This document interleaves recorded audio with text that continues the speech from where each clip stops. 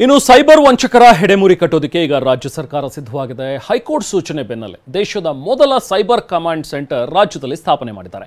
Cyber command centre ಹೇಗೆ ಕಾರ್ಯನಿರ್ವಹಿಸುತ್ತೆ ಅನ್ನೋದ್ರ ಬಗ್ಗೆ ಒಂದು ಡಿಟೇಲ್ಡ್ ಸ್ಟೋರಿ ಇದೆ, ಬನ್ನಿ ನೋಡೋಣ.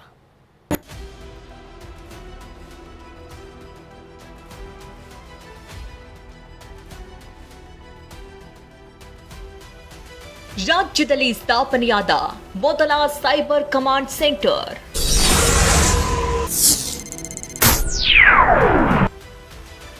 ಸೈಬರ್ ಕಮಾಂಡ್ ಸೆಂಟರ್ನಲ್ಲಿ 4 ವಿಂಗ್ಗಳ ರಚನೆ.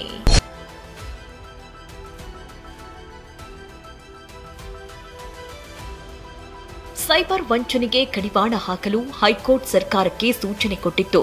ಈ ಹಿನ್ನೆಲೆಯಲ್ಲಿ ಸೆಪ್ಟೆಂಬರ್ 8ರಂದು ದೇಶದಲ್ಲೇ ಮೊದಲ ಸೈಬರ್ ಕಮಾಂಡ್ ಸೆಂಟರ್ ಅನ್ನು ಬೆಂಗಳೂರಲ್ಲಿ ತೆರೆಯಲಾಗಿದೆ. ಪ್ರಣಬ್ ಮೊಹಂತಿ ಅವರನ್ನ ಡಿಐಜಿಯಾಗಿ ಕಮಾಂಡ್ ಸೆಂಟರ್ಗೆ ನೇಮಕ ಮಾಡಲಾಗಿದೆ. ಕೇವಲ ಸೈಬರ್ ಫ್ರಾಡ್ ಪತ್ತೆಗೆ ಸಿದ್ಧವಾಗಿರುವ ಕಮಾಂಡ್ ಸೆಂಟರ್ನಲ್ಲಿ 4 ವಿಂಗ್ಗಳು ಕಾರ್ಯನಿರ್ವಹಣೆ ಮಾಡಲಿವೆ.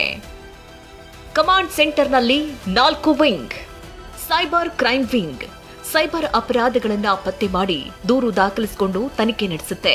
ಸೈಬರ್ ಸೆಕ್ಯೂರಿಟಿ ವಿಂಗ್ ಬ್ಯಾಂಕ್ ಖಾತೆ, ಸಾಮಾಜಿಕ ಜಾಲತಾಣ, ಸಾಫ್ಟ್ವೇರ್ ಹ್ಯಾಕ್ ಮಾಡುವವರನ್ನ ಪತ್ತೆ ಮಾಡುತ್ತೆ.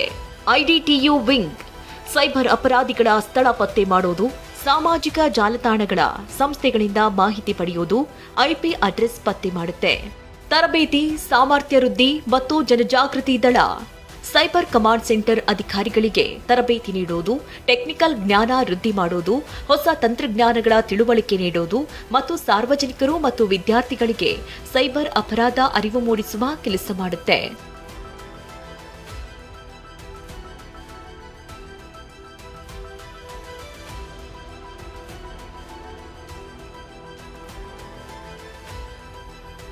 ಈ ರೀತಿಯಾಗಿ ಸೈಬರ್ ಕಮಾಂಡ್ ಸೆಂಟರ್ ಕೆಲಸ ನಿರ್ವಹಣೆ ಮಾಡಲಿದೆ. 45 ಸೈಬರ್ ಪೊಲೀಸ್ ಠಾಣೆಗಳು ಬೆಂಗಳೂರು ನಗರದಲ್ಲಿವೆ. ಜಿಲ್ಲಾ ವ್ಯಾಪ್ತಿಯಲ್ಲಿ ಪೊಲೀಸ್ ಠಾಣೆಯಲ್ಲಿ ದೂರು ದಾಖಲಿಸಬಹುದು.